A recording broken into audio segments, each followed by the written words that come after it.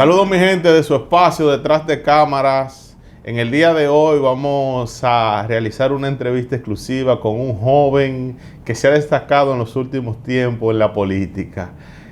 Yo lo conocía como licenciado en Derecho, un emprendedor, pero ha dado agua de beber en los últimos días. Ya oficialmente es un candidato a concejal del Partido Revolucionario Moderno PRM.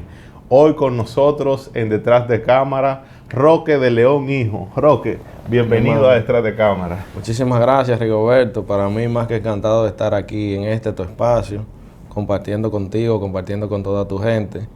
Y te corrijo algo, realmente tú no me conociste siendo un licenciado, tú me conociste a mí siendo un mozalbete y andando contigo con una cámara enganchado realmente.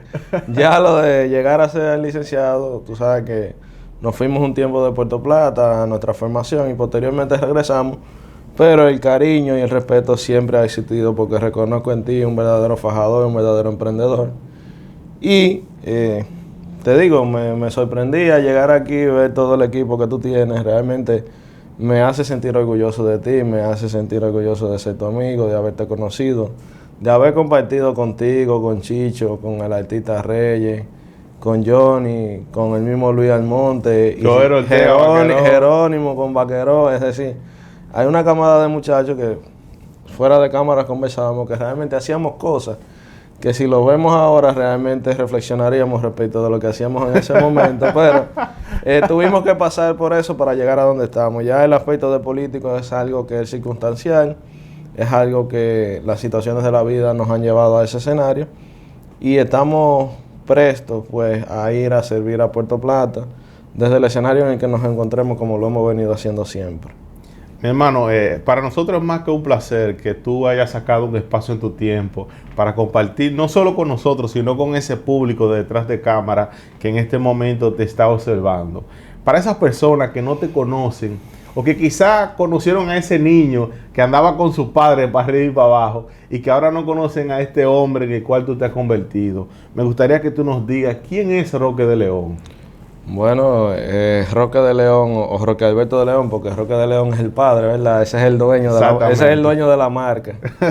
Pero Roque Alberto de León, mejor conocido como El Príncipe, es un joven de Puerto Plata de 31 años que nació, creció y se desarrolló aquí. Tuve la oportunidad de estudiar y formarme primero en Mundo Feliz con la tía Vilma. Luego paso al Colegio San José, donde hice ya hasta terminar la básica y la secundaria, el bachillerato en ese entonces, porque ahora es que se habla de secundaria, ¿verdad? Sí, ya sí. Nosotros somos un poquito entrados en edad respecto de esa materia. Un joven que lleno de ilusiones se fue a estudiar a Santiago con la anuencia de su padre y su madre, quienes se esforzaron para formarlo. Tengo dos hermanos. Uno de ellos es ingeniero, mi hermana es médico y se encuentra en México haciendo su especialidad. Yo me especialicé en el derecho de tierra, tengo mi oficina aquí en Puerto Plata. Ya en lo que es el aspecto público o en la política per se, entró a la política en el año 2019 con el equipo de Ito Bisonó. Ahí tuve la oportunidad de coordinar lo que tenía que ver con el asunto de la juventud aquí en Puerto Plata. Cuando a él lo nombra ministro de la Juventud y siendo nosotros parte de su estructura, él nos tomó en consideración con una posición. Veníamos ya haciendo un trabajo social ligado junto con la política, ¿verdad? Y cuando se presenta entonces el panorama de las candidaturas que iban a escoger a los candidatos. Sí, pero antes de eso, yo sé que tú tienes todo eso ahí. De trayectoria, de cómo sean tus inicios, pero el público no lo sabe. Yo lo que quiero que tú me digas, ¿cómo tú haces esa transición de ya tú estar establecido, tener tu propio bufete de abogado y ya estar bien económicamente, si se puede decir? ¿Cómo tú haces esa transición de involucrarte en el ámbito político? Porque no te conocíamos en ese aspecto. Conocemos a tu padre, que es un profesional y que nunca se ha visto envuelto en política. ¿Cómo te surge a ti esa idea? No, realmente no. Mira, Roque de León, el padre, era un verdadero caballo en la política. Lo que pasa es que Roque se retiró cuando entendió que él habría logrado su cometido, porque de la parte pública o de la administración pública nunca necesitó ni ha necesitado nada. En el caso mío, tú sabes que a través de los programas que papi tenía, nosotros íbamos diario a los barrios, íbamos viendo cuáles eran las situaciones de los barrios. Y yo le preguntaba, haciendo apenas un muchacho, papi, pero ¿cómo hay gente que vive en estas condiciones? ¿Cómo hay gente que... O sea, realmente, cuando nosotros íbamos a Aguas Negras y veíamos las condiciones de eso, yo decía, papi, pero ¿cómo la gente vive aquí? Yo, por decirlo así, aunque mis padres son de origen muy humilde, ellos siempre se preocuparon por darnos a nosotros todo, o si no todo, más que todo lo que necesitábamos. Mi padre y mi madre siempre se esforzaron porque estuviéramos en un ambiente adecuado. Y en ocasiones cuando íbamos nos sorprendía eso. Eso nos fue llevando a nosotros a involucrarnos, a ir haciendo ciertos trabajos sociales, caminar con la gente, ver cómo nosotros podíamos canalizar algunas ayudas. Ya en lo que tiene que ver con el plano político, te explicaba que siendo muy joven, cuando mi papá en ese momento llegó inclusive a dirigir el frente del área de la economía de la región del Cibao del PLD en ese momento. Te estoy hablando alrededor en el 94, 96 para acá, estamos hablando alrededor de 27 años, casi 30. Y cuando papi se retira de la política, ya yo venía participando, eso me gustaba bastante. Siempre había un escenario de fogueo porque, por ejemplo, mi abuelo era un PRDista enfermo, pero mi papá era del PLD, entonces siempre había ese choque entre ellos dos. Ya más que nada en lo que es la decisión personal, te explicaba que en el año 2019 yo entro a lo que es el equipo de Hito Bisonó, hicimos un contacto, ellos me dijeron que les interesaría que yo formara parte de ese equipo. Yo me adentro, posteriormente él asume a la posición de apoyar la candidatura de Luis Abinader. Nosotros también participamos en ese proceso político. En ese entonces, inclusive aquí, respaldamos la candidatura de Emil Durán, la misma candidatura de Roquelito, y nos involucramos en todo lo que tenía que ver ya con el proceso de lleno.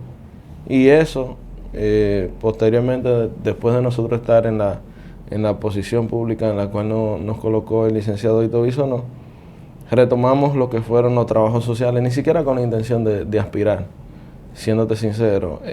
La aspiración, y retomando lo que te explicaba ahorita, es fruto de una llamada que unos días antes del proceso de inscripción, el mismo licenciado Bisonó nos llama y nos dice, mira, yo entiendo que tú tienes la capacidad, tú has hecho un trabajo que pueda darte un buen resultado, analízalo con tu familia y si tú te decides, pues cuenta con el respaldo mío en lo que tú necesites, cualquier orientación, y decidimos asumir el reto. Ya en el aspecto privado, mi oficina yo me gradué en el año 2014, duré prácticamente un año y tanto trabajando en una oficina en Sosúa. Ahí tomo la decisión de poner mi propia oficina privada. Empecé en la Luis Ginebra, de ahí hace alrededor de un año la mudé aquí a la Doctor Zafra y fui acumulando en base al trabajo que iba desarrollando la confianza de varios clientes, varias personas que yo les represento y estamos ahí prestos a servir desde ese escenario. Hablábamos ahorita de la transición, me cuentas que activamente en la política estás desde el año 2019. Estamos hablando que a hoy, 2023, son unos 4 años de forma activa, aunque siempre has participado con tu padre, pero ya de forma activa unos 4 años. En estos 4 años, ¿cómo ha sido la experiencia? ¿Ha sido lo que esperabas? Mira, yo decirte que si ha sido lo que yo esperaba o no, realmente en este momento yo te diría que paso a paso, en la política no hay un camino, tú no trazas una expectativa, tú no dices yo espero esto, porque es el error que muchos cometemos. Yo veo la política como una vía mediante la cual uno puede crear mecanismos y, por así decirlo, circunstancias para ayudar a las personas. Cuando yo decido adentrarme ya en lo que tiene que ver más en el plano de la aspiración, Yo lo hago porque yo entiendo, y mucha gente a mi alrededor entendió, que nosotros con la capacidad que tenemos podemos ir a la sala capitular y desde ahí tomar iniciativas en favor de Puerto Plata. ¿Por qué? Porque realmente si tú analizas cuál ha sido el escenario en Puerto Plata, hemos tenido en Puerto Plata prácticamente un crecimiento desproporcional y hemos ido trabajando a Puerto Plata como si fueran médicos emergenciólogos. Se van tomando las medidas y las decisiones en la medida que las cosas se van presentando, porque no hemos tenido un plan, no hemos tenido una visión de ciudad que nos ayude a nosotros, primero, a desarrollar Puerto Plata de manera sostenible, pero en segundo lugar, que ese desarrollo sostenible permita que nosotros también como puertoplateños disfrutemos de eso.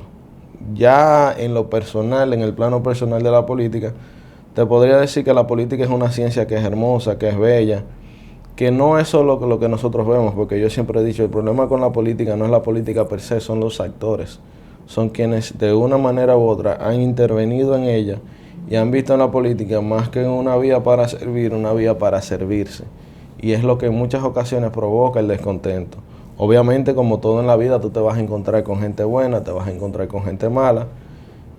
Yo soy de los que entiendo que tú lo que tienes es que enfocarte en trazar un camino, tratar de recorrerlo, sobre todo sin dañar a nadie.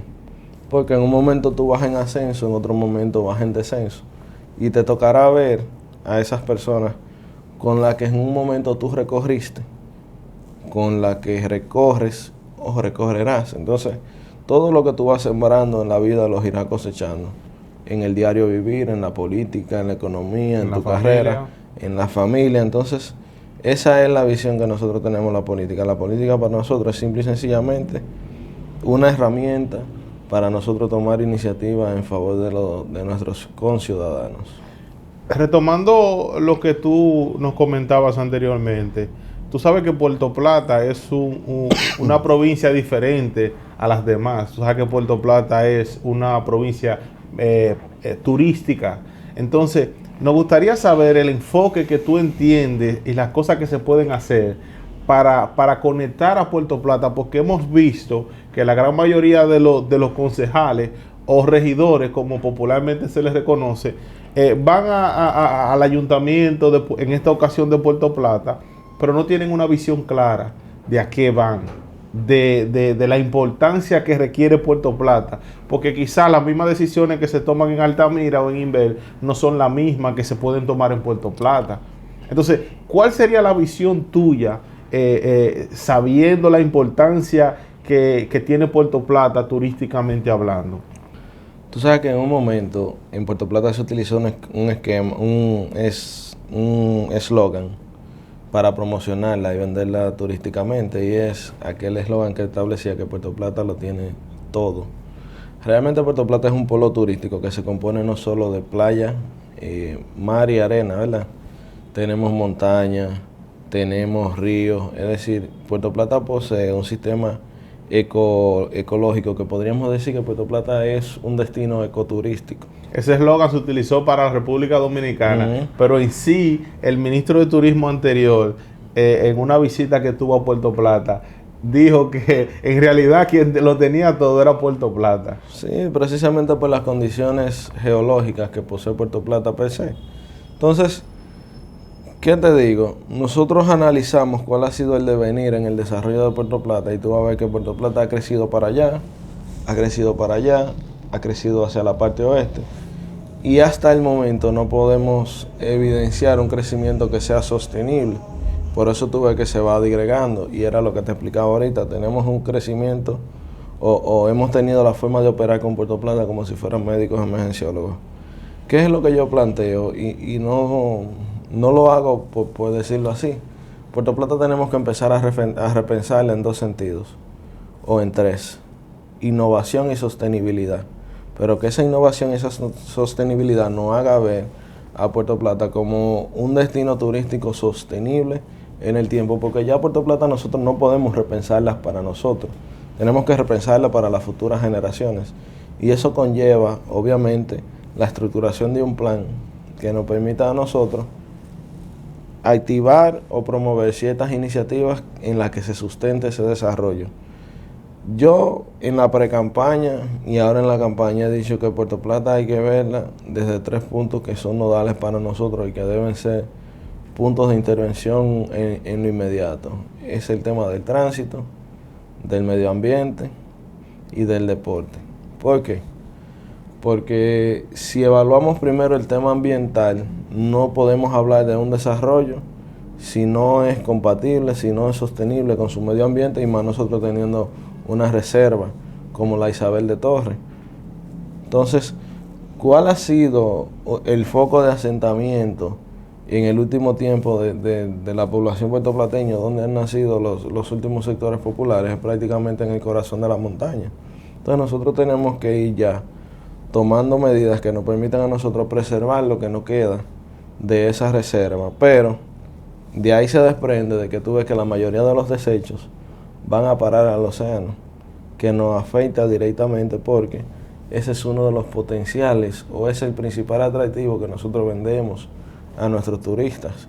Entonces ya debe crearse desde el ayuntamiento en combinación con, por ejemplo, con medio ambiente, con algunas organizaciones internacionales, en el caso de la UNESCO, que tiene planes que van ligados a eso. La misma Unión Europea tiene planes que van ligados a todo lo que tiene que ver con el medio ambiente, y que empiecen a tomarse iniciativas desde allí.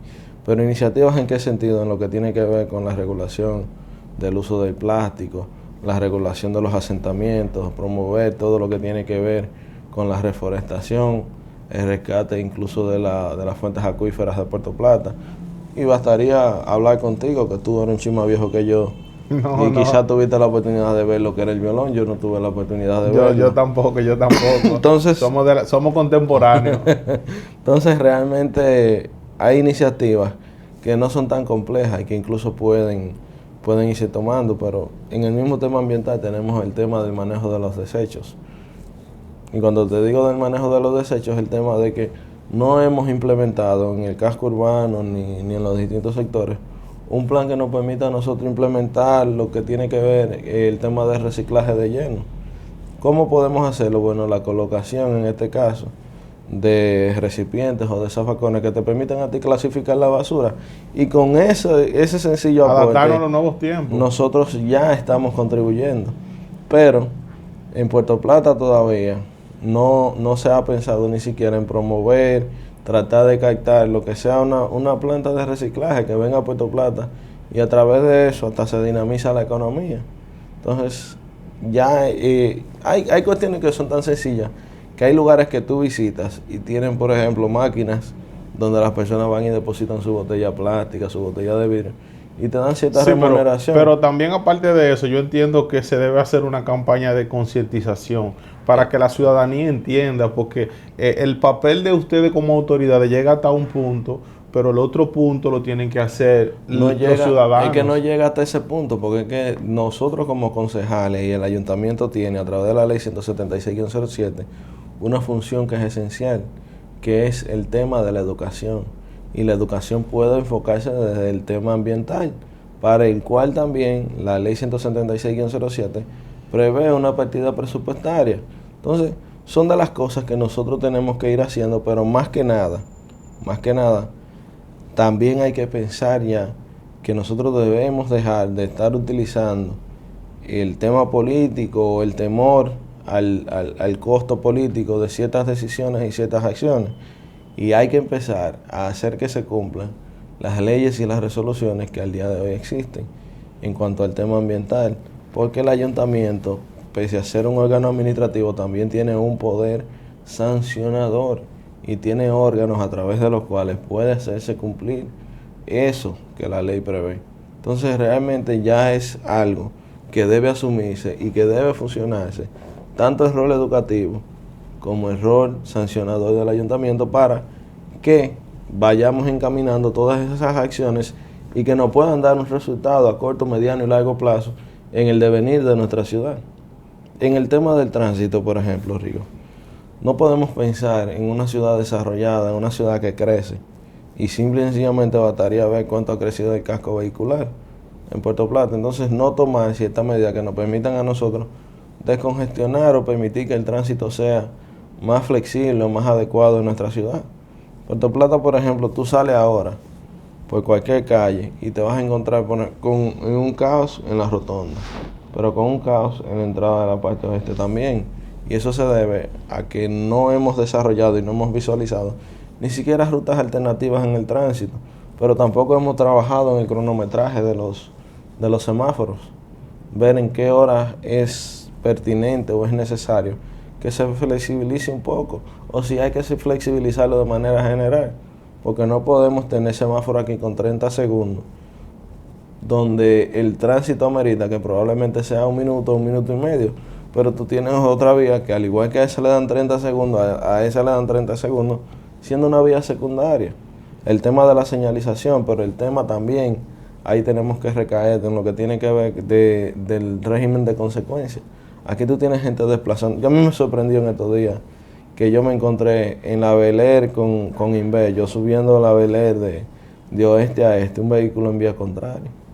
Y cuando yo me paro, porque tengo que pararme, porque lo que hizo fue que aceleró su vehículo, pelea conmigo, que las luces mías le están molestando. Entonces yo lo que digo, mira, si tú no te metes en vía contraria, probablemente mis luces no te molesten.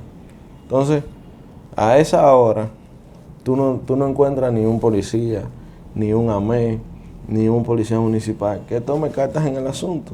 Entonces, eso es lo que produce también que Puerto Plata sea un escenario donde se producen tantos accidentes de tránsito. También nosotros entendemos que es una idea que yo siempre he tenido, una inquietud.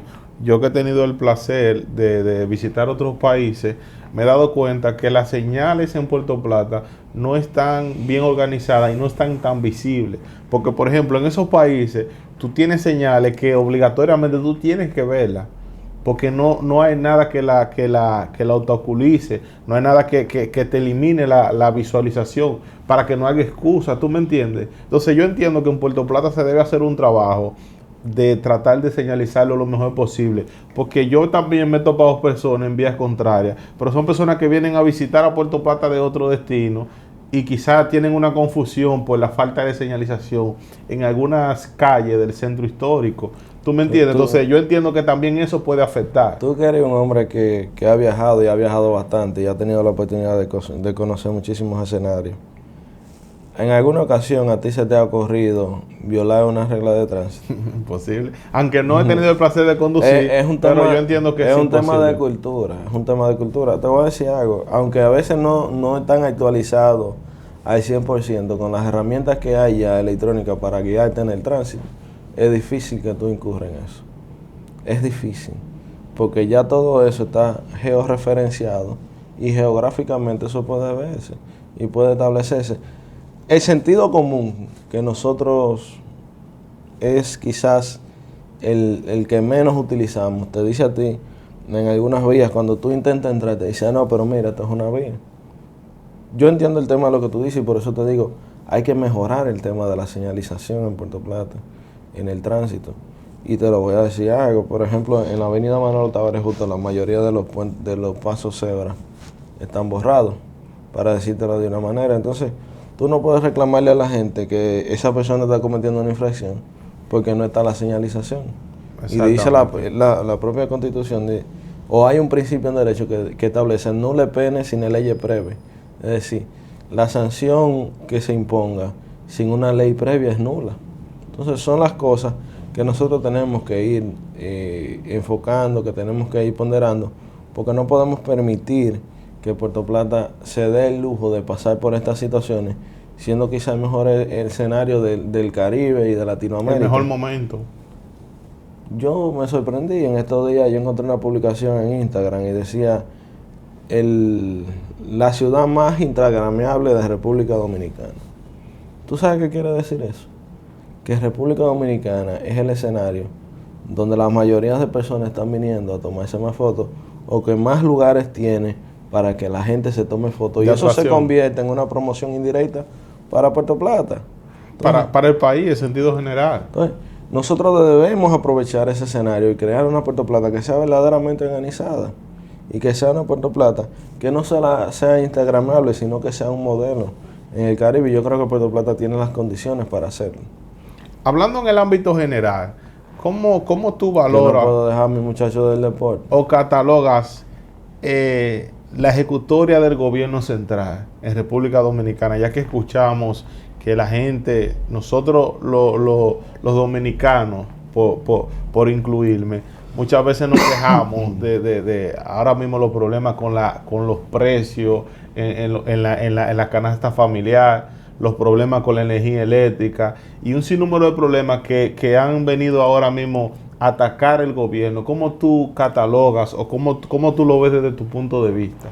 Fíjate, en el año 2020 llega al poder el Partido Revolucionario Moderno con el presidente Luis Abinader. Un hombre que ha dado cátedra realmente de gobernar y que ha sido un ejemplo no solo para quienes trabajamos con él, sino para la región de Latinoamérica y el Caribe completo. Yo a veces digo, caramba, pero nosotros nos quejamos tanto y en los organismos internacionales, en los escenarios internacionales, se destaca la forma y la gestión que viene desarrollando el presidente Luis Abinader. El gobierno del presidente Luis Abinader tomó el gobierno bajo un escenario que no era favorable bajo ninguna condición. A pesar de eso, índice por índice y punto por punto, el presidente Luis Abinader ha logrado situar a la República Dominicana y colocar a la República Dominicana en el mapa y en los ojos del mundo. Yo me sentía inclusive, Rico, orgulloso este fin de semana cuando yo vi que los Estados Unidos, el gobierno de los Estados Unidos, destacaba y tomaba en consideración a la República Dominicana y establecía que la República Dominicana es el mejor destino de inversión que puede haber en toda América Latina y el Caribe. Y eso, no solo te lo digo como político, sino porque tengo clientes aquí que son extranjeros.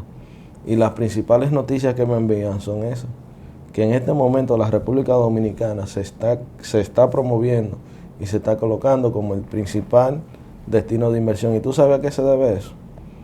A la transparencia y al control que ha logrado establecer el presidente Luis Abinader.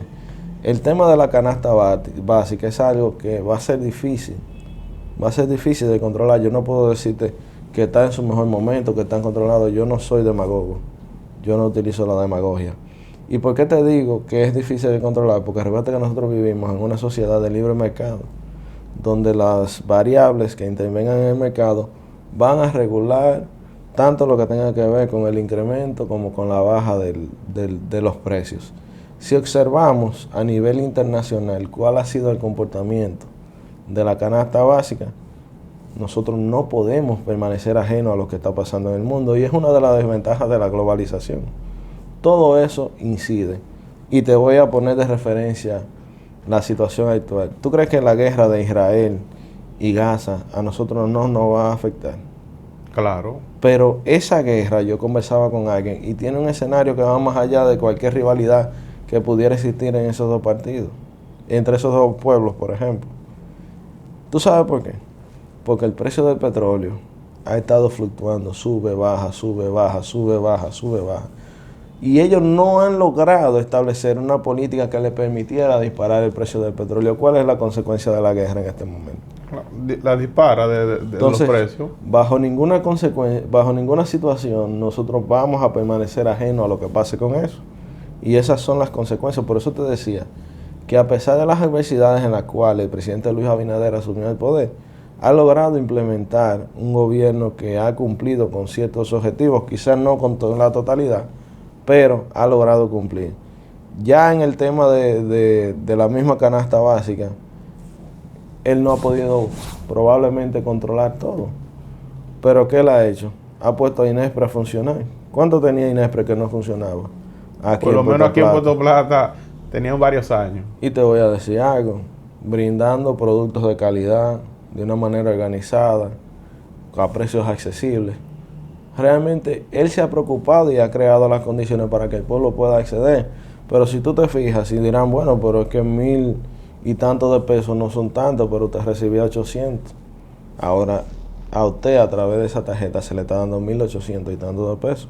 Él cumplió con la doble y ha seguido cumpliendo. Pero si tú evalúas también el plan de subsidio que de manera recurrente ha venido implementando el presidente, dejando sin efecto una reforma fiscal que todo el mundo entendía que se imponía. un incremento en la tarifa eléctrica basado en el pacto eléctrico que no firmó Luis Abinader, que lo firmaron sus antecesores, y que imponía que la factura eléctrica, la tarifa, se elevara, y él la dejó sin efecto, Rigo. ¿Cuál es el tema con los apagones? Bueno, yo te voy a decir algo. ¿Qué ha pasado en Puerto Plata en los últimos meses? En lo que tiene que ver con el desarrollo inmobiliario. ¿Cuánto ha crecido Puerto Plata? Se previó a nivel nacional el crecimiento de la República Dominicana para que el sistema eléctrico pudiera dar respuesta a eso. Yo entiendo que no. A lo largo de los años, de 20 años, en República Dominicana esa situación no fue prevista. Y es el tema y la desventaja de ir trabajando como el médico emergenciólogo. Pero ¿qué él hizo? En Manzanillo se está construyendo una terminal eléctrica, pero ya se aprobó otra. Es decir, se está trabajando para darle respuesta a todas esas necesidades. Y obviamente eso motiva a que el presidente Luis Abinader busque 4 años más en la reelección presidencial para poder culminar con su obra de gobierno. Háblanos de los planes con los que tú cuentas para favorecer al sector deportivo. Mira, realmente si fuéramos a hablar de planes, yo te diría que no son tanto los planes, son los hechos. Lo que nosotros hemos venido haciendo por el deporte de Puerto Plata, lo que nosotros hemos trabajado, lo que estamos dispuestos a trabajar, y en esencia nosotros lo que queremos es preservar esa juventud. Y te voy a hacer una especie de recuento. En el tema deportivo, nosotros nos llevamos la sorpresa de que un joven, por ejemplo, que estaba practicando baloncesto, y por una u otra razón el joven tuvo que abandonar la cancha, y él decía, wow, yo que estaba tan enfocado en el baloncesto, ahora voy a tener que volver para la calle a hacer avería.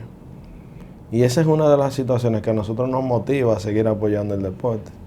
El deporte, aunque tú no lo creas, aleja a muchos jóvenes de situaciones en las que se ven envueltas por una u otra razón. Por circunstancias de la vida. Por circunstancias de la vida. Entonces, son de las cosas que nosotros entendemos que hay que seguir apoyando y hay que seguir trabajando. Nosotros estamos trabajando, donando uniformes, utilería deportiva.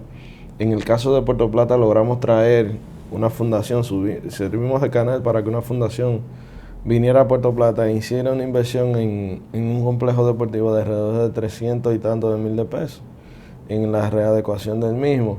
Pero esas mismas personas estuvieron aquí hace alrededor de 15 días y entregaron más de 50,000 pesos en utilería deportiva. Entonces, son de las cosas que nosotros tenemos y traemos para Puerto Plata. Canalizar ayudas, canalizar respuestas, que los deportistas sientan que ese sector está siendo respaldado, porque ahí nosotros tenemos mucha gente valiosa.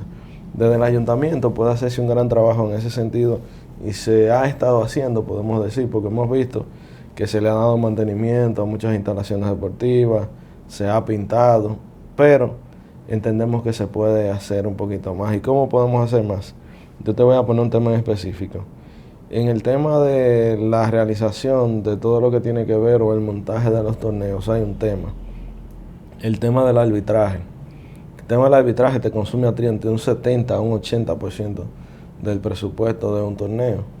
¿Qué nosotros podemos hacer? Bueno, podemos crear un acercamiento, sea a través del ayuntamiento y la Asociación de Árbitros de Puerto Plata, así como con la Asociación de Baloncesto, y de una manera u otra buscar qué alternativa nosotros podemos ofrecer en ese sentido para que el tema del arbitraje en todos los torneos no sea tan impactante. Pero hay otro tema que es interesantísimo en todo lo que tiene que ver con el deporte. ¿Tú has escuchado alguna vez de un torneo municipal que se ha organizado por el mismo ayuntamiento, la alcaldía? No he tenido el placer de escuchar, ¿no? Bueno, pues ese es uno de los temas que nosotros llevamos vamos a llevar a la alcaldía, vamos a llevar al Consejo Municipal, porque nosotros entendemos que el ayuntamiento debe dejar de ser, por ejemplo, un patrocinador, y puede pasar a ser un ente activo de todo lo que tiene que ver para promover aún más las actividades deportivas en todos y cada uno de los sectores de Puerto Plata, y por qué no, en todo el municipio. Eso es algo que nosotros tenemos en plan y queremos llevar, pero desde ahí vamos a seguir impulsando, y que ya el viceministro administrativo Igor Rodríguez lo anunció, que van a ser construidos los techados que faltan en Puerto Plata, y entendemos nosotros que desde el ayuntamiento nosotros podemos crear iniciativas y tocar puertas para que eso sea una realidad. En las pasadas elecciones internas del Partido Revolucionario Moderno, vimos que tú sacaste un buen porcentaje de votos, y lo cual te llevó a quedar en la casilla número 7 de los regidores que salieron electos por dicho partido. ¿Crees tú que para ya unas elecciones abiertas vas a contar con ese mismo respaldo, tanto a lo interno del partido como a lo externo? Mira, nosotros en este proceso teníamos varias desventajas. Entre ellas, la primera era que éramos prácticamente nuevos, llegando al partido, participando de manera directa con las bases. El segundo era que era un escenario donde íbamos a una primaria con el padrón cerrado, donde solo las personas que estaban inscritas en el PRM podrían votar, pero para sorpresa de nosotros, y en la tercera, nosotros inscribimos 696 personas, y de esas 696 solamente aparecieron 195 personas inscritas.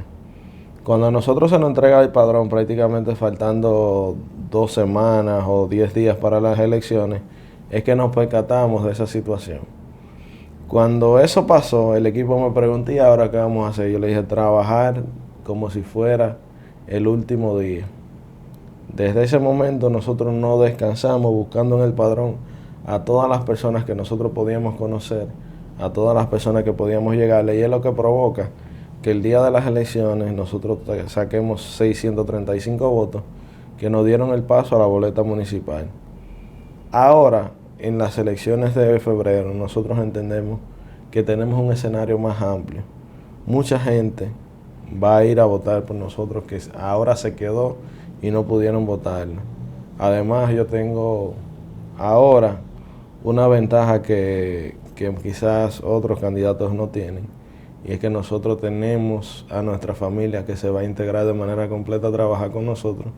Y tú sabes que sobre todo mi padre tiene ya un trabajo hecho, por así decirlo. Ya muchas personas se han puesto en contacto con nosotros, van a pasar a respaldarnos, van a trabajar en favor de nuestro proyecto, y yo entiendo que sí, que ahora en febrero nosotros no solo vamos a contar con el apoyo de los 635 personas, sino que a eso podremos sumar la cantidad suficiente para nosotros quedar como concejales y como regidores ante el Ayuntamiento de Puerto Plata. ¿Tú te consideras honesto? Sí. ¿Por qué?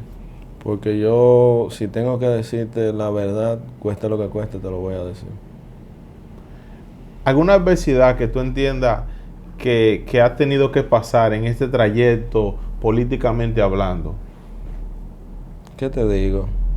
Personas que en un momento estuvieron a mi lado, que hoy ya no están, que quisieron quizá volarme la cabeza en un momento determinado, que apostaron a que yo no iba a pasar en este proceso, y aquí estamos. Realmente lo que Dios ha diseñado para ti de una manera u otra va a llegar a ti si es el tiempo y si es el momento y si Él lo entiende que así es. En el ámbito político de la República Dominicana hemos visto una gran cantidad de jóvenes que han incursionado en lo que es la política. ¿Qué opinión entiendes tú que el por qué es que tantos jóvenes están ahora mismo involucrándose en lo que es la política, que anteriormente no veíamos eso, porque siempre decíamos, nosotros que somos jóvenes, pensábamos que la política era para los viejos, para los ancianos, y ahora vemos que es mayoría la cantidad de jóvenes incursionando en la misma? Tú sabes que en el proceso que recién culminó, en el proceso de las primarias internas, el PRM en Puerto Plata tenía 5 candidatos de la juventud. Y eso a mí me llenaba de regocijo. ¿Por qué? Porque realmente veo que los jóvenes están rompiendo con ese modelo de la apatía y están empezando a ser empáticos con la política. Y al contrario, a mí ver a jóvenes incursionar en la política no me preocupa. A mí me agrada. ¿Tú sabes por qué? Porque aquí no podemos seguir teniendo candidatos que hace 20 años eran autoridades y hoy pretenden volver al poder. ¿Por qué? ¿Qué tienen para ofrecerle a esta sociedad? Y no estoy descalificando la experiencia que puedan tener, porque la experiencia es lo mejor, quizás, que puede sumarse a una juventud que tiene el ánimo y tiene el deseo de trabajar. Por eso yo creo en los jóvenes, yo apuesto a los jóvenes. Y, sobre todo, me quedo en el PRM porque han respaldado a la juventud. Como su eslogan. Sí. Partido Revolucionario Moderno, un partido moderno. No, yo no diría el eslogan, es la esencia. Toda revolución se ha encarnado en dos pilares, en la experiencia y en la juventud. Los jóvenes han sido los que han creado los grandes cambios. Y bastaría aquí con ver a un Luperón, con ver a un Camaño, con ver a unas hermanas Mirabal, con ver a un Duarte, que eran personas relativamente jóvenes y decidieron tomar el sartén por el mango y provocar los cambios necesarios. Ahora, ¿qué es lo que a nosotros debe preocuparnos en ese sentido? Ver que realmente sean personas que tengan el deseo de servir, que era lo que te decía al principio. No es llegar, no es ir, porque hay gente que va a hacer hasta lo imposible para llegar. Y que cuenta con lo que es el económico. Pero cuando lleguen allí, lo importante es que correspondan con el trabajo y el servicio, esa carrera que tomaron para llegar allí. ¿Qué tú entiendes que pasa? Que antes veíamos esos grandes líderes políticos que no eran políticos en sí, eran líderes. Y ahora vemos jóvenes que se insertan en la política, pero que no tienen esa empatía, como que no conectan y que logran quizás obtener posiciones electivas porque cuentan con un padrino, cuentan con el respaldo económico de X o Y personas. ¿A qué tú entiendes que se debe eso? Mira, lo que pasa es que es un asunto de formación. Si tú te fijas en la formación de esas personas que teníamos antes, hasta los partidos, tú tenías que hacer cursillos, te daban cursos de liderazgo, de formación ideológica, que se fue descuidando en la medida que los partidos se fueron masificando y fueron creciendo. Esas eran las personas que nosotros antes veíamos o visualizábamos como líderes, sin dejar de lado a aquellos trabajadores sociales. Gente que verdaderamente se identificaba con causas, las abrazaba y a través de eso se proyectaban, pero no era que ellos llegaban, era que la gente le pedía que por favor, que buscaran la posición, que fueran, que aspiraran. ¿Por qué? Porque ya eran personas que tenían un trabajo realizado en la sociedad y la sociedad lo visualizaba como verdaderos líderes. ¿Qué sucede ahora con el tema económico que tú dices? Bueno, tú sabes que hay una palabrita que en política es famosa, el día de la logística. Entonces, el aspecto económico incide, porque no vamos a decir que no incide en los votos que son indecisos. Esos son votos que quien pretenda tenerlo debe casarlo. Y casarlo implica una inversión económica y viene dado no en que probablemente la gente quiere que tú lo compres, sino en el hecho de que los políticos a lo largo del tiempo, o muchos líderes políticos a lo largo del tiempo, le han quedado mal a la población. Entonces, la población dice, yo voy a votar por ti para que tú vayas y te beneficies y yo no tenga nada y tú no vuelvas por aquí, que es el error que muchos políticos cometen. Si a usted lo respaldaron, si a usted llegó, no se aleje, quédese cerca de su gente. Cuando le toquen la puerta, no le diga que usted va a resolver si usted no puede resolver. Dígale, como yo hago, yo voy a tratar de gestionar, vamos a tocar puertas. Y si no se nos abren al final del día, si tú necesitabas 10 pastillas, yo te puedo facilitar 2. Cuenta con las 2 que yo tengo, porque yo no puedo llegar a las 10, que es lo que provoca el desencanto en la mayoría de las personas, porque ni siquiera, aquí hay líderes políticos que tú te le acercas y ni siquiera se atreven a tocar la puerta. Y es lo que yo entiendo que hay que ir erradicando. ¿Es costoso ser candidato oficial de un partido?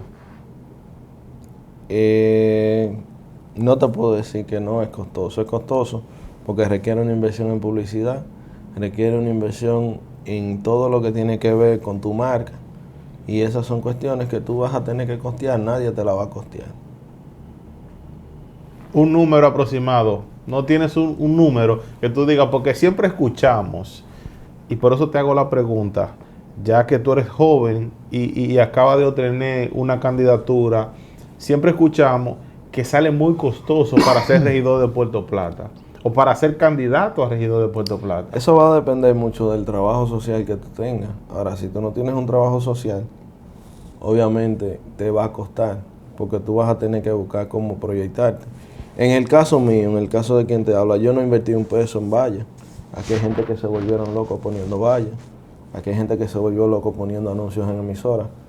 Yo puedo darme el lujo de decir que al día de hoy yo ni he puesto una valla ni he puesto un anuncio en las emisoras. El trabajo mío ha sido el trabajo con la gente en los barrios, el trabajo con los deportistas y los amigos míos. Ahora, hemos creado temas, recibimos el apoyo de mucha gente, tocamos puertas. Por ejemplo, Andrew Young es un artista que para mí, mi hermano y mi amigo, Andrew Young, imagino que tú has escuchado alguna canción Claro, de él. claro. Le tocamos la puerta y le dijimos, oye, yo necesito que tú me ayudes con el jingle de mi canción, de mi campaña. Y él me dijo, claro que sí, cuenta conmigo. También Chico Flow, nuestro amigo y hermano, Claro, Control claro, Mate, ¿verdad? claro. Chico Flow me escribió, me dijo, cuenta conmigo, vamos a ayudarte con el jingle de tu canción, me siento identificado contigo, voy a trabajar contigo. Nunca he trabajado política, pero por ti yo voy a hacerlo. ¿Por qué? Porque ya nosotros tenemos una relación de amistad, tenemos un trabajo hecho. Y por eso la inversión de nosotros probablemente haya sido menor, pero hay gente que para proyectarse va a tener que gastar. Yo para gastar 3,000 pesos en una valla, prefiero irme para el barrio con esos 3,000 pesos y ver que yo puedo resolver. Cuando, por ejemplo, en la Yagüita nosotros hicimos un trabajo y pintamos la cancha, cuando ellos se nos acercaron a nosotros, ellos nos tocan la puerta, nos dicen, mira, necesitamos que nos pinchen la cancha. Y yo me espérate. Yo le traje esta pelota adelante, vayan agarrando ahí, lo que ustedes necesiten, yo voy a tocar puertas, háganme una cartita para yo gestionarla, y yo voy a hacer una llamada. Yo tomo mi teléfono en ese momento, hago la llamada, llamo a un amigo de Santiago, una persona a la que yo le llevo casos regularmente. Digo, mira, estoy en una cancha, hay unos jóvenes que necesitan acondicionarla, pintarla, el presupuesto de tanto. Y él me dice, sí, cuenta con eso. Dile a ellos que sí. Envíame la carta y vamos a resolverlo. Y el lunes se resolvió, pero si yo comienzo a sacar dinero del mío para resolver situaciones, cuando yo llegue, evidentemente, de alguna manera tendré que recuperarlo. En el caso de la fumigación, que es algo que nosotros, en lo que nosotros incursionamos de manera reciente, hay amigos como Carlos Balbuena, que posee un equipo de fumigación en lo que se refiere a la máquina. Edgar Martínez, que también nos ha dicho que tenemos esa máquina a disposición para salir a fumigar. Pero hay gente que se ha identificado y yo le digo, mira, necesitamos tantos galones de gasoil, tantos galones de gasolina, necesitamos la cipermetrina, que es el veneno que se utiliza, el producto que se utiliza. Y sí, mira, yo me aporte tanto, porque si yo comienzo a hacerlo, que es lo que yo entiendo que debe hacer un verdadero líder político. Un verdadero líder político es un gestor. Tú no puedes sacrificar o matar tu vaca, porque de alguna manera tú vas a querer cobrar la vaca cuando llegue. Ahí es que nosotros debemos... Y ese es el error. Nosotros debemos evitar llegar. Por ejemplo, yo cuento con el respaldo de empresarios, de algunos empresarios aquí, y cuando digo empresarios son mis amigos, son mis familiares, personas con las que yo estudié, personas con las que tengo algún vínculo familiar. A lo que tú le brindas un servicio profesional. Con lo que tengo un vínculo familiar, que yo sé que mañana no me van a decir, yo necesito este favor tuyo. ¿Tú entiendes? Porque en el momento que me digan, yo necesito este favor tuyo, ya realmente pierdo cualquier tipo de calidad ante la sociedad, porque quizás sean cosas en las que yo tenga que comprometer mi responsabilidad. Entonces, todo eso influye en lo que es el gasto. Aquí hay gente que te va a decir, tú tienes que gastar 20 millones para ser síndico, 30 millones para ser diputado, pero son gente que no tiene ningún trabajo hecho. Entonces, la gente debe entender que la política, como todo en la vida, tú no naces caminando ni corriendo, tú tendrás que gatear. De gatear tendrás que empezar a caminar, y de empezar a caminar, a tuntunear primero, porque uno tuntunea, de ahí empiezas a caminar y luego a correr. Los líderes no nacen de la noche a la mañana. Los líderes se hacen a través de una trayectoria que debe crearse con el trabajo. Por eso yo te digo que a nosotros nos ha resultado fácil el tema de llegar, de trabajar, porque ya nosotros veníamos, ya hay gente que si no nos conoce a nosotros nos conoce por lo menos por el nombre y las referencias. Entonces, eso es lo que todo candidato político debe hacerlo. No te estoy diciendo que no se invierte. Tú vas a tener que invertir. Tú vas a tener que invertir. Claro. Porque, por ejemplo, cuando nosotros empezamos, yo mandé a hacer 5 rotulaciones de vehículos. Pero yo no lo hice grande. Yo lo hice pequeño porque el dinero que yo tenía nada más me alcanzaba para hacerlo pequeño. Pero cuando yo empecé, mandé a hacer 200 gorras. Pero yo busqué el lugar más barato donde me la podían hacer las 200 gorras. Y cuando ya yo la estaba mandando a hacer aquí, por ejemplo, un amigo me llamó y me dijo, yo te voy a donar las gorras. Y me dio las gorras. ¿Sí entiendes? Se puede decir que la candidatura tuya es de amigos. Sí, yo siempre lo he dicho, es una candidatura de amigos y familiares. Porque aquí hay gente, no del partido de nosotros, de todos los partidos. En el ámbito general. Que cuando tú vas a las votaciones, tú lo oyes comprando votos a 1.500, a 2.000 pesos, a 3.000 pesos. ¿Cómo yo voy a pagar un voto a 3.000 pesos? ¿Cómo yo lo pago? Es difícil. Nos gustaría, Príncipe, ya llegando a la parte final, Príncipe por el cariño, porque quizá la gente no te va a conocer. Roque de León, para los amigos de aquellos tiempos, de la niñez, el Príncipe. Nos gustaría que le mandes un mensaje a esos jóvenes que en este momento están viendo esta entrevista y que les gustaría seguir tus pasos. Bueno, realmente exhortarles a ustedes, primero que nada, a que estudien. Después que ustedes estudien, que se enfoquen y se tracen metas. Yo entiendo que la juventud es la esperanza. Yo no digo el futuro. Es la esperanza, pero más que nada es el ahora, porque está llegando el momento de producir los relevos necesarios para que nuestro país realmente se encauce por los mejores senderos. Y ustedes se fijan, desde que el presidente Luis Abinader asumió el poder, ha tratado de mandar ese mensaje.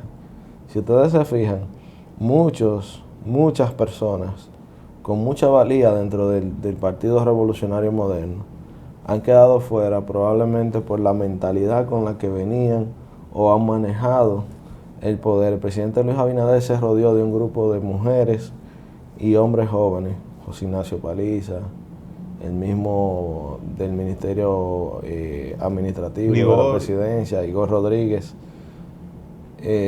Son líderes que son jóvenes. Realmente la juventud en este momento tiene mucha oportunidad y hay que tomarla.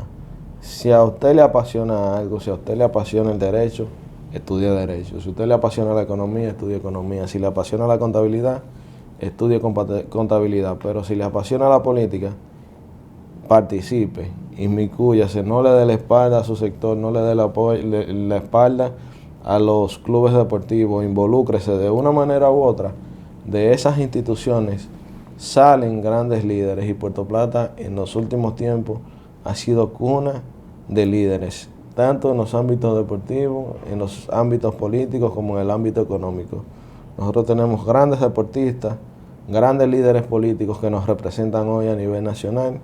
Tenemos grandes empresarios jóvenes del patio. Entonces, yo entiendo que la juventud, pero sobre todo la juventud puertoplateña, tiene mucho que aportar a Puerto Plata y al país. Yo apuesto a esa juventud. Y si en el ámbito político, de alguna manera u otra, usted se siente identificado conmigo o se siente identificado con cualquier otro candidato, apóyelo. Yo no soy de las personas que crea limitaciones, que crea cortapisas para los demás. Yo creo en el liderazgo que nace, en el liderazgo que se va forjando, que va creciendo y que se va desarrollando. Yo soy un joven que cuento con ustedes, pero también ustedes pueden contar conmigo en el escenario en el que yo me encuentre. Y por eso, no solo desde el aspecto político, nosotros nos hemos involucrado con causas sociales, sino desde el aspecto privado. Nosotros tenemos, por condición sine qua non, servir. Y en ocasión yo he llegado a decirle a papi que yo no voy a tener dinero del derecho, porque si tú eres amigo mío y vas con un problema y yo tengo que representarte, tú vas a contar conmigo y vas a contar conmigo como si me estuvieras pagando $1.000.000 de pesos, porque tu causa será mi causa. Y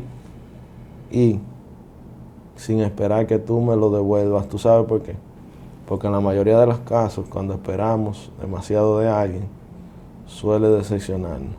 Aún así, yo les exhorto a ustedes que participen, que se involucren y que seamos parte de los grandes cambios y los grandes momentos que está viviendo la República Dominicana el día de hoy. Príncipe o Roque de León, muchas gracias por dedicarnos este espacio en tu tiempo, por venir a compartir con ese público de detrás de cámara, que en el día de hoy se va con una visión diferente de quién eres tú. Porque es como te dije anteriormente, muchas personas quizás desconocen la capacidad y el potencial que tú tienes, y en el día de hoy lo has demostrado. Gracias por compartir con nosotros. Al contrario, gracias a ti por la invitación, gracias al que forzó la jugada para que nosotros estuviéramos aquí, que no puedo irme de aquí sin decirlo, y que forzó la jugada también para que nosotros nos motiváramos y aspiráramos, que es Luigi Gómez, que es una persona a la cual nosotros queremos bastante, le tenemos bastante aprecio, y le agradecemos sobre todo el aspecto, el respeto y el cariño que siempre nos ha manifestado. Yo también me siento contento hoy porque este programa dejó de ser detrás de cámara y hoy lo tenemos en el frente. Señores, Rigoberto Smith botó la silla que tenía detrás de la cámara y la puso en el frente. Realmente yo me siento contento, me siento orgulloso de haber estado aquí compartiendo contigo. Gracias por la oportunidad y decirte que siempre estaremos prestos de donde quiera que nosotros nos encontremos. Ganemos, perdamos, siempre seguiremos siendo un amigo, siempre seguiremos siendo tu hermano.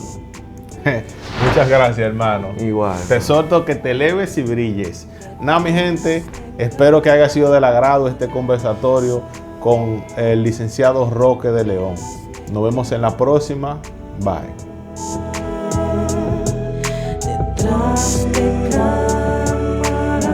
Con Rigoberto Smith.